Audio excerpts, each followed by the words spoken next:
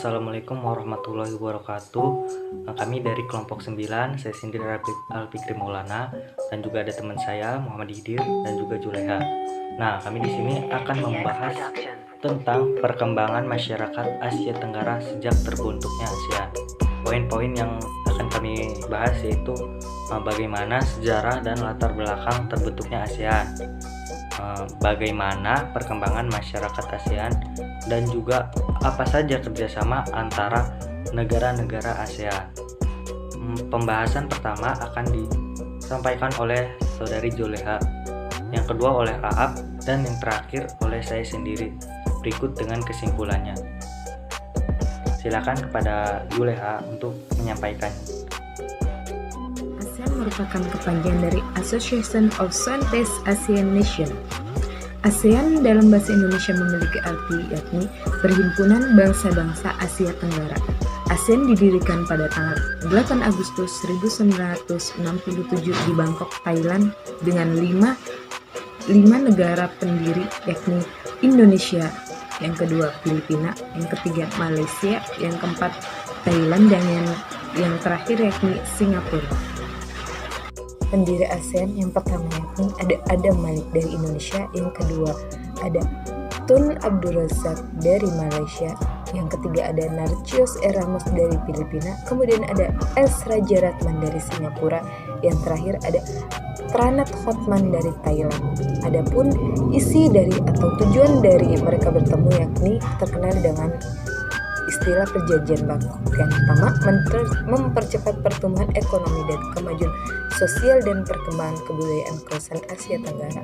Yang kedua, meningkatkan perdamaian dan stabilitas regional. Yang ketiga, meningkatkan kerjasama dan saling membantu untuk kepentingan bersama. Yang keempat, memelihara kerjasama yang erat di tengah-tengah organisasi dan internasional yang ada. Yang kelima, meningkatkan kerjasama untuk memajukan pendidikan, latihan, dan penelitian di kawasan Asia Tenggara. Tujuan didirikannya ASEAN. Pada dasarnya, tujuan utama didirikannya ASEAN adalah untuk menciptakan kawasan Asia Tenggara yang sejahtera, damai, aman, dan stabil. Tujuan ini merujuk pada Deklarasi ASEAN yang dilaksanakan pada tanggal 8 Agustus 1967 atau yang biasa dikenal dengan Deklarasi Bangkok.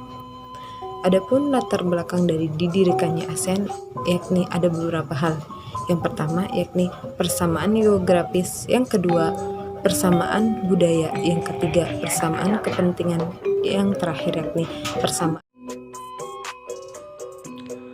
Poin selanjutnya yaitu kita akan memperkenalkan anggota-anggota negara ASEAN. Yang pertama ada Indonesia.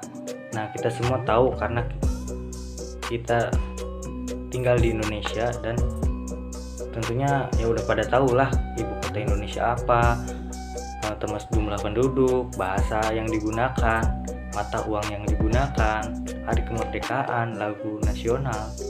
Kita semua tahu Indonesia. Nah, kita akan membahas negara selanjutnya yaitu negara Malaysia. Nah, negara Malaysia ibu kotanya yaitu Kuala Lumpur. Nah, luas wilayahnya 329.847 km persegi. Nah, bahasa yang digunakannya yaitu Melayu, mata uangnya ringgit, hari kemerdekaannya 31 Agustus 1957. Nah, mata uang negara Malaysia diberi kemerdekaan oleh Inggris. Lagu nasional Malaysia yaitu Negaraku. Selanjutnya negara Thailand. Negara Thailand beribu kota di Bangkok. Luas wilayahnya 513.120 km persegi. Bahasa yang digunakan itu bahasa Thai. Terus mata uangnya baht. Hari kemerdekaan sebenarnya Thailand tidak pernah dijajah oleh negara lain. Nah, lagu nasionalnya yaitu Pleng Chat Thai. Oke. Selanjutnya yaitu negara Filipina. Ibu kotanya Manila. Luas wilayahnya 300.000 km persegi. Bahasa yang digunakan itu Filipino atau Tagalog. Mata uangnya peso. Hari kemerdekaannya 12 Juni 1898. Lagu nasionalnya yaitu Lupang Hinirang. Selanjutnya negara terkecil di Asia Tenggara yaitu negara Singapura. Luas wilayahnya yaitu hanya 697 km persegi. Bahasa yang digunakan Inggris, Melayu, Mandarin. Mata uangnya dolar Singapura. Hari kemerdekaannya 9 Agustus 1965 yang dari Federasi Malaysia. Jadi Singapura itu keluar dari Federasi Malaysia ya. Lagu nasionalnya yaitu Majulah Singapura. Selanjutnya negara Vietnam. Ibu kotanya di Hanoi. Luas wilayahnya 331.210 km persegi. Bahasa resminya yaitu Vietnam. Mata uangnya dong. Hari kemerdekaannya 2 September 1945. Lagu nasionalnya yaitu Tien Huan Ka. Selanjutnya negara Brunei. Ibu kotanya Brunei Darussalam. Bandar Seri Begawan. Luas wilayahnya 5.765 km persegi. Bahasa resminya Melayu. Mata uangnya dolar Brunei. Hari kemerdekaannya 1 Januari 1984. Selanjutnya negara Laos. Laos itu ibu kotanya Vientiane. Satu-satunya negara Asia Tenggara yang tidak memiliki wilayah laut. Luas wilayahnya 236.800 km persegi. Bahasa resminya Lao. Mata uangnya Kip Laos. Hari kemerdekaannya 19 Juli 1949. Nah, lagu nasionalnya Pheng Kat Lao. Selanjutnya negara Myanmar. Negara Myanmar yaitu ibu kotanya Yangon. Ibu kota administrasinya Naypyidaw. Luas wilayahnya 676.578 km persegi. Bahasa resminya Myanmar. Mata uangnya Kyat Myanmar. Hari kemerdekaannya 4 Januari 1948. Lagu nasionalnya ada Kaba Mackay. Yang terakhir adalah negara Kamboja, yaitu ibu kotanya Phnom Penh. Luas wilayahnya 181.035 km persegi. Jumlah penduduknya sekitar 16 juta jiwa ya. Bahasa resminya Khmer. Mata uangnya rial Kamboja. Hari kemerdekaannya 9 November 1953. Lagu nasionalnya Nokoreach. Oke, baik, itu 10 negara-negara yang tergabung di ASEAN. Selanjutnya kali ini kita akan membahas tentang kerjasama negara-negara ASEAN, meliputi kerjasama di bidang ekonomi, kerjasama di bidang pendidikan, kerjasama di bidang sosial budaya, dan juga kerjasama di bidang politik dan keamanan. Oke, satu-satu dulu ya, kita akan membahas kerjasama di bidang ekonomi. Salah satu tujuan dibentuknya ASEAN yaitu mensejahterakan wilayah Asia Tenggara melalui kerjasama di berbagai bidang. Nah, tadi salah satunya kita ekonomi.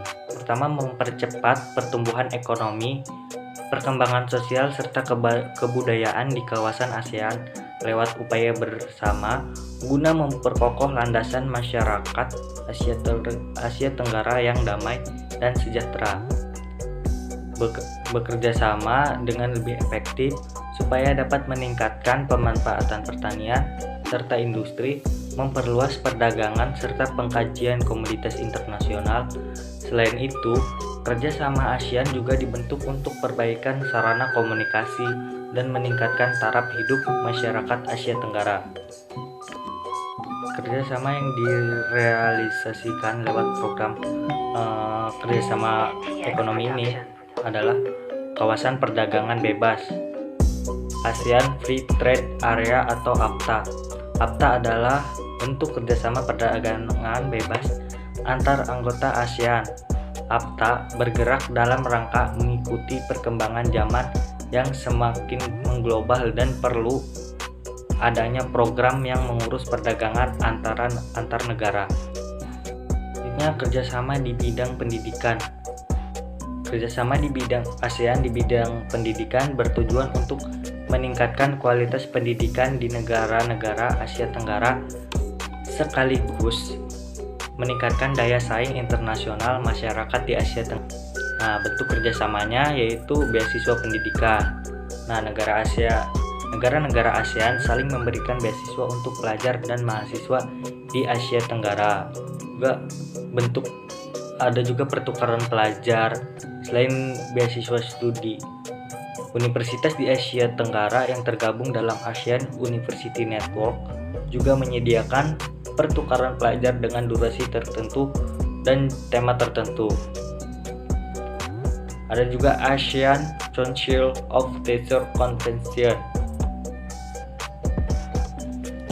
Ini adalah kumpulan para guru di Asia Tenggara untuk membuat kerjasama antara sesama anggota ASEAN khususnya di bidang pendidikan. Ada juga Olimpiade Pendidikan. Pelajar juga bisa saling mengikuti kegiatan Olimpiade Sains dan Matematika yang diadakan kawasan negara Asia Tenggara. Misalnya kita bisa mengikuti Olimpiade Sains untuk pelajar di Asia Tenggara yang diadakan di luar Indonesia. Ada juga organisasi pendidikan se-Asia Tenggara. Nah, itu organisasi ini yaitu menyangkut menteri pendidikan dari negara-negara ASEAN untuk melakukan pertemuan dan perencanaan untuk meningkatkan kerjasama di bidang pendidikan.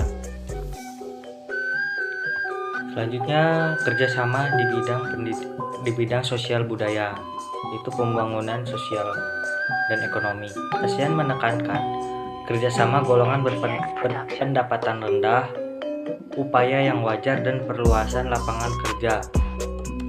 Juga pengembangan sumber daya manusia, yaitu berhubungan dengan kerjasama di bidang pendidikan yang tadi. Upaya pengembangan SDM bertujuan meningkatkan kualitas sumber daya manusia sehingga memiliki daya saing di tingkat regional maupun internasional. Juga program peningkatan kesehatan. Nah, pertemuan Menteri Kesehatan ASEAN yaitu ASEAN Healthy Minister Meeting atau AHMM dibentuk sebagai forum tingkat Menteri Kesehatan ASEAN untuk meningkatkan kerjasama di bidang kesehatan. Nah, contohnya pas pandemi kemarin COVID, para menteri ASEAN melakukan pertemuan untuk meningkatkan kerjasama supaya meningkatkan kesehatan dan mencegah pandemi COVID. Selanjutnya, kerjasama di bidang politik dan keamanan. Kerjasama yang dilakukan oleh negara di Asia Tenggara, di ASEAN khususnya, itu tujuannya untuk melakukan kerjasama yang baik. Semua kerjasama di ASEAN dilakukan sesuai bidangnya. Kerjasama di bidang politik artinya kerjasama yang dilakukan untuk mengembangkan sistem pemerintahan bersama. Tujuannya untuk menguntungkan bidang politik masing-masing secara hubungan yang baik seperti hubungan yang baik antar pejabat, perjanjian bersama, dan deklarasi bersama. Contohnya kerjasama ASEAN di bidang politik itu yang pertama ada deklarasi perdamaian Jepang, hukum HAM bersama di ASEAN, perjanjian bebas nuklir, rapat politik bersama Menteri ASEAN, perjanjian ekstradisi ASEAN. Nah, itu kerjasama di bidang politik di ASEAN. Nah, kalau kerjasama keamanan di ASEAN itu membuat organisasi keamanan bersama, yaitu ASC, ASEAN Security Community. Ada juga kita ikut mendamaikan pemberontakan di Filipina Selatan, mendamaikan pemberontakan di Thailand Selatan, mendamaikan konflik di Filipina, dan ikut serta mendamaikan kasus bersama di Laut Cina Selatan. Nah, berikut itu hubungan-hubungan contoh kerjasama antara anggota-anggota di ASEAN. Bagian selanjutnya yaitu konflik di Asia Tenggara. Sebenarnya di Asia Tenggara banyak konflik-konflik yang terjadi, seperti konflik antara Indonesia dan Malaysia, itu berebut saling mengklaim budaya, terus konflik sengketa pulau antara Indonesia dan Malaysia, contohnya Pulau Sipadan dan Pulau Ligitan. Ada juga konflik hak kepemilikan kuil Rea Vihear itu antara Kamboja dan Thailand. Nah, tapi negara-negara Asia Tenggara memiliki konflik yang sama, yaitu dengan Cina, karena Cina mengklaim seluruh Laut Cina Selatan haknya kepemilikan Cina.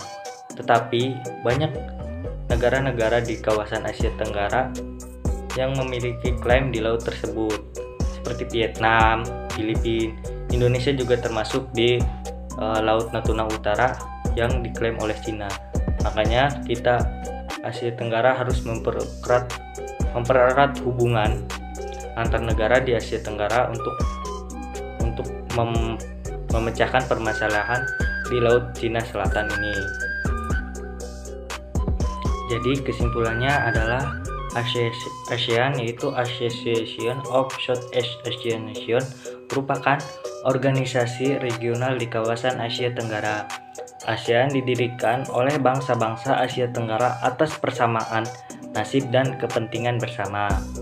Tujuan didirikannya ASEAN yaitu menciptakan kondisi damai dan sejahtera di kawasan Asia Tenggara melalui kerjasama di bidang ekonomi, sosial, kebudayaan, teknik, dan administrasi.